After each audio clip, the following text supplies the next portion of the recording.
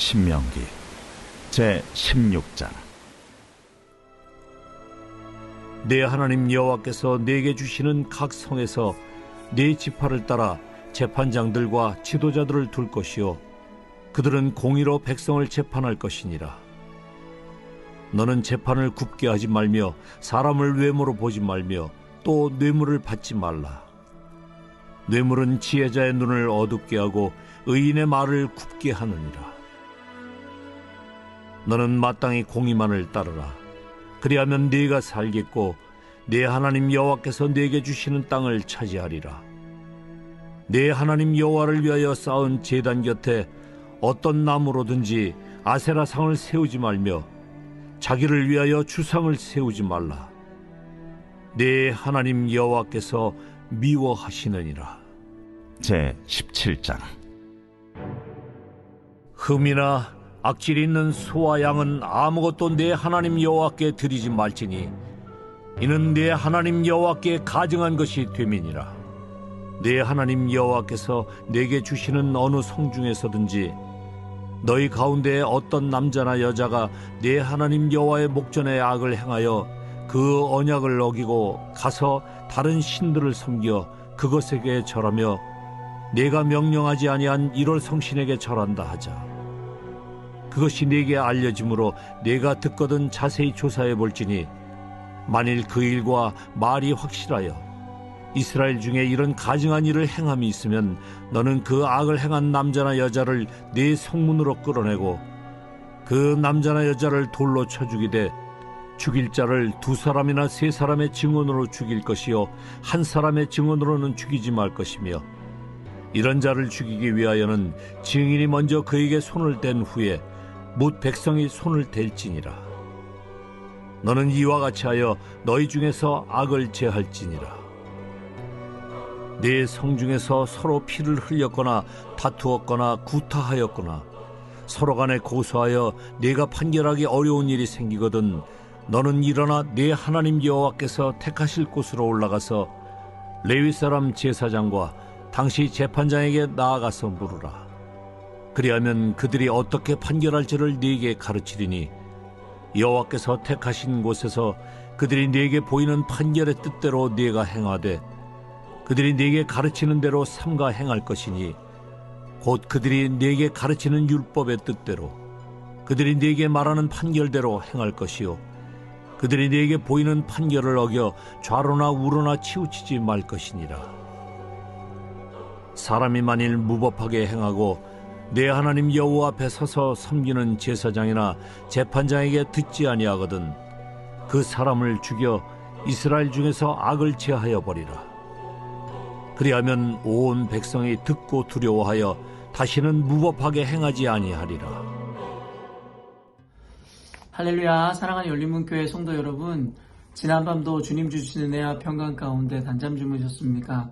아침을 깨우는 말씀, 목요일 이 아침에 주님께서 저와 여러분에게 주시는 말씀은 신명기 16장 18절에서 17장 13절까지의 말씀입니다.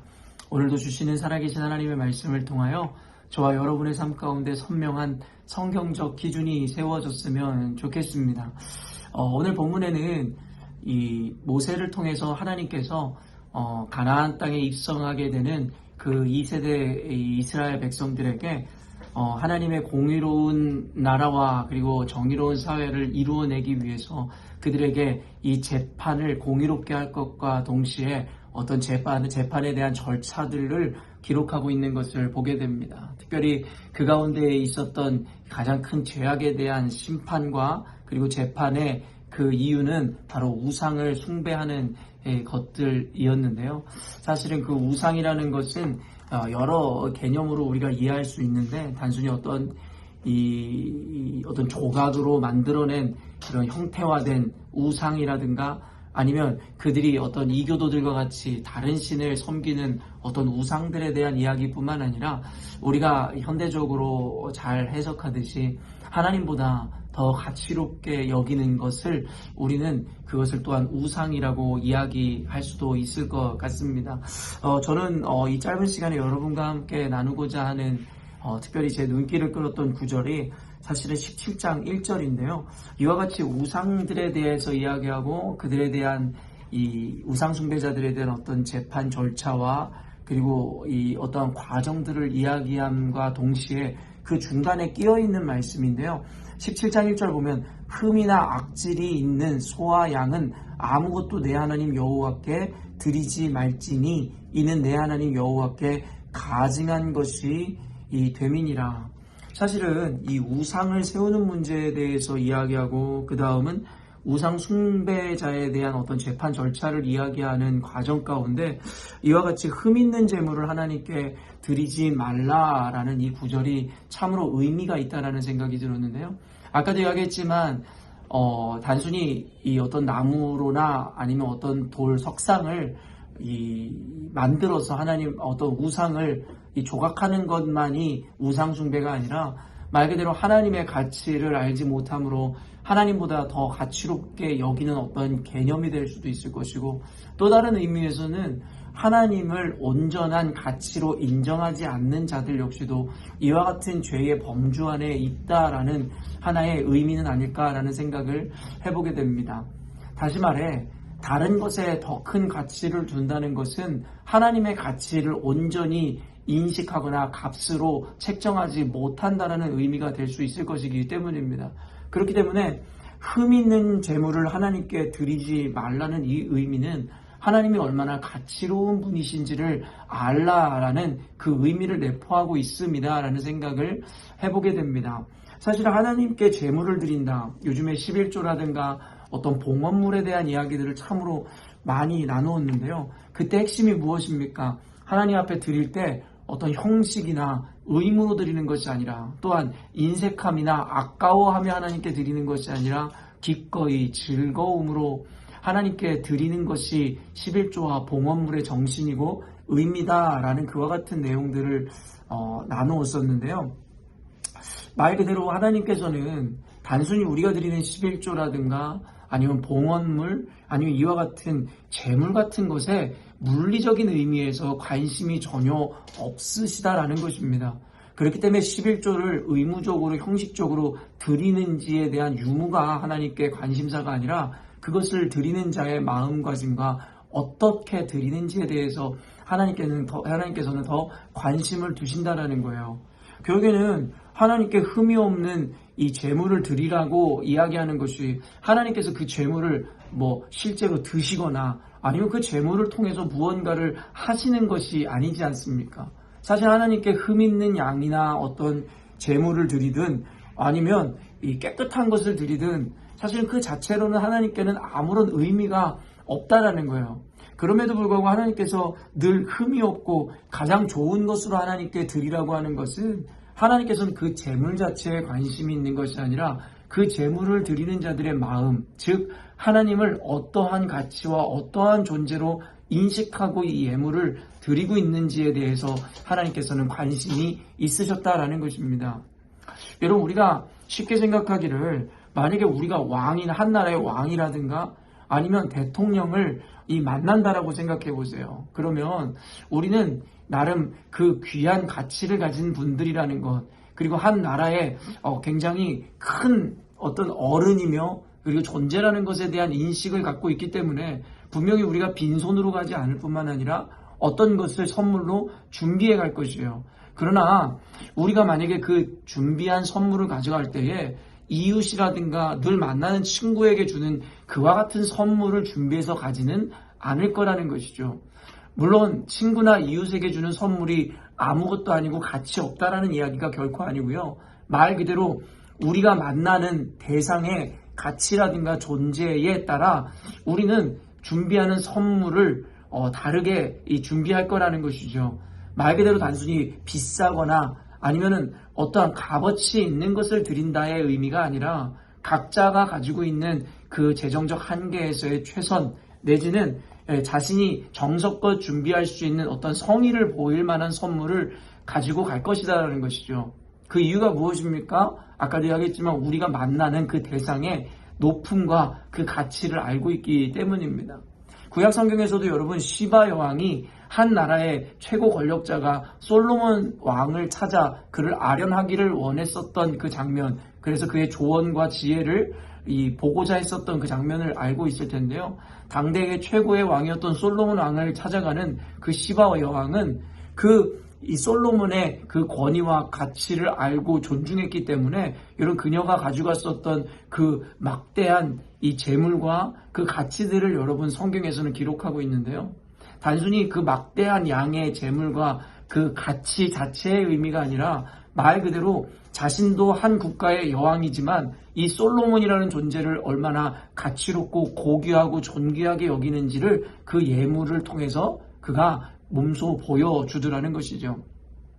이와 같이 하나님께서 오늘 17장 1절 말씀에 흠이 없고 악질이 없는 이 순전한 것으로 하나님께 제물을 드리라는 이 의미는 무엇이냐면 단순히 하나님께서 깨끗하고 좋고 비싸고 명품에 관심이 있으시다라는 것이 아니라 그 하나님을 어떠한 분인지를 알고 그분에게 정성껏 준비되고 귀한 가치를 드리는 그 마음을 주님께서 기뻐하신다라고 성경에서는 우리들에게 분명히 이야기하고 있으며, 아까도 이야기했지만 우상을 숭배한다라는 것은 우리가 하나님 아닌 다른 것을 조각상으로 만들든 아니면 다른 가치를 개념에 탑재하든 그것을 떠나서 결국에는 첫째로 그와 같은 일이 일어날 수 있는 것은 하나님이 어떠한 분이고 얼마나 존귀한 분이신지에 대해서 우리 안에 온전한 인식이 없기 때문에 일어나는 일이라는 것을 생각해 볼 때에 하나님께서 이와 같이 하나님께 흠없는 것을 드리라는 의미는 하나님의 가치가 그분이 어떤 분이신지를 온전히 인식하라라고 우리가 받아들일 수 있다라는 것입니다. 그런 의미에서 저는 우리 열린목교회 성도들에게 하나님께 예배 드릴 때에 우리는 가장 온전하고 순전한 마음으로 예배를 드려야 할 것임에 대해서 늘 강조합니다. 그리고 물론 은유적인 것이지만 제가 때로는 하나님 앞에 온전한 예배를 드릴 것이 아니라면 단순히 형식과 의무에 지나지 않는 예배라면 차라리 드리지 않는 것이 낫다라는 이야기를 합니다. 왜냐하면 어차피 중심으로 온전한 마음으로 드리지 않는 예배는 하나님이 받으시지도 않을 것인데 괜히 시간을 들여 나와 앉아있어 그 예배의 시간을 견딘다 하여 하나님께서 받으시는 예배도 아닐 뿐만 아니라 어쩌면 자신이 누릴 수 있는 그 시간도 낭비할 수도 있는 개념이기 때문이다라고 여러분들에게 이야기하죠. 그리고 아까도 이야기했지만 역설적 표현이 그런 것이고 결국에는 예배를 나오지 말아라, 그럴 거면은 교회 오지 말라라는 것이 주요 강조점이 아니라 기왕 우리가 하나님 앞에 예배하러 나오는 그 순간에 오롯이 하나님의 가치에 집중하고 그분 앞에 순전하고 온전한 마음으로 예배를 드려라라는 것이 그와 같은 은유와 그와 같은 이야기의 핵심 포인트일 것입니다. 물론 우리가 오해 없이 이와 같은 이야기들을 들어오셨겠지만 다시 한번 여러분들에게 강조하고 싶은 것은 하나님 앞에 흠없는 예물과 흠없는 제사를 드리라는 하나님의 명령은 하나님이 그 모양과 그 가치 자체에 관심이 있으셔서가 아니라 그것을 드리는 자들의 마음가짐이나 태도가 얼마나 하나님을 공경하고 존귀히 여기며 하나님의 가치를 절대적인 것으로 아는지에 대해서 하나님은 보기를 원하신다라고 우리는 이해할 수 있어야 한다는 거예요.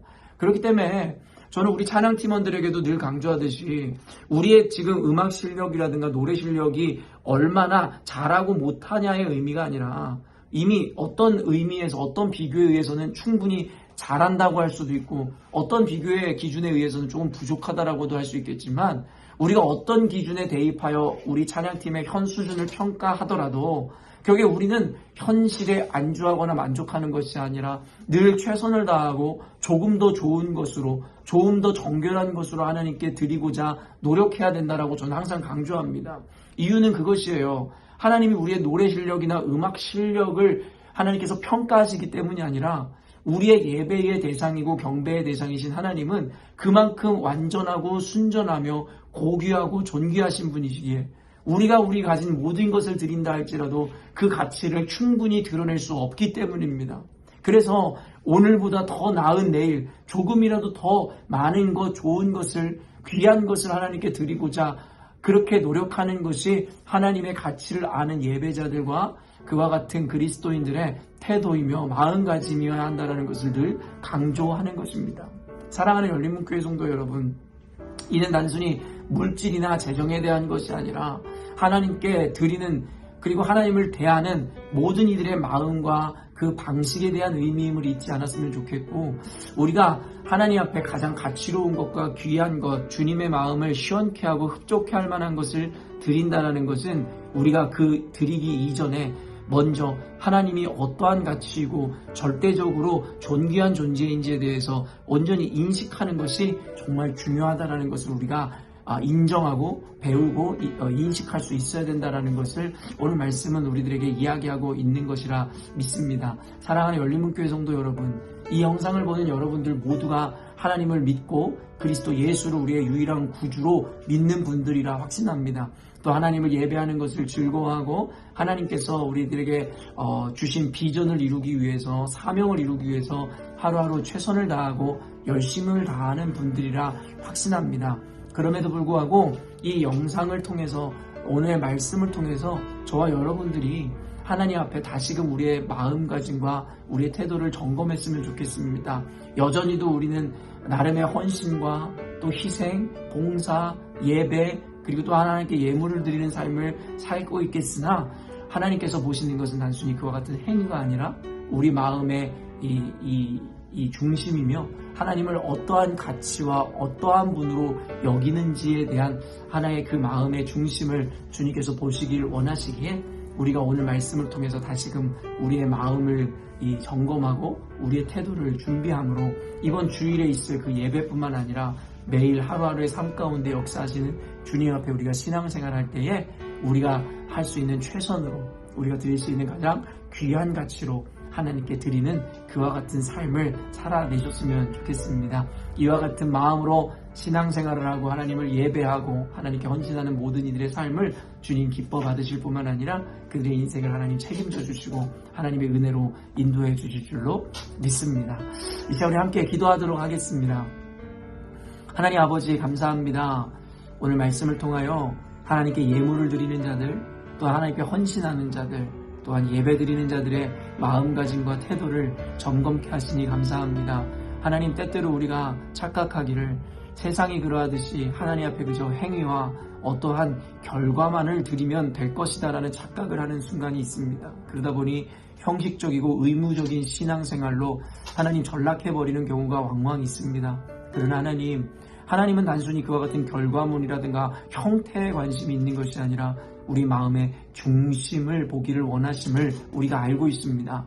또한 그 중심이라는 것은 우리가 하나님을 얼마나 위대한 존재이며 존귀한 가치로 우리가 여기고 있는지에 대하여 하나님께서 우리의 예배와 우리의 태도를 통하여 보기를 원하심을 알기에, 하나님, 우리 열린문교회 성도들로 하여금 가장 좋은 것으로, 가장 귀한 것으로 주님 앞에 가지고 나옴으로 가장 위대하시고 존귀하신 주님의 이름을 온전히 그 가치에 합당하게 하나님 영광 돌려드리는 우리가 될 수 있도록 인도하여 주옵소서.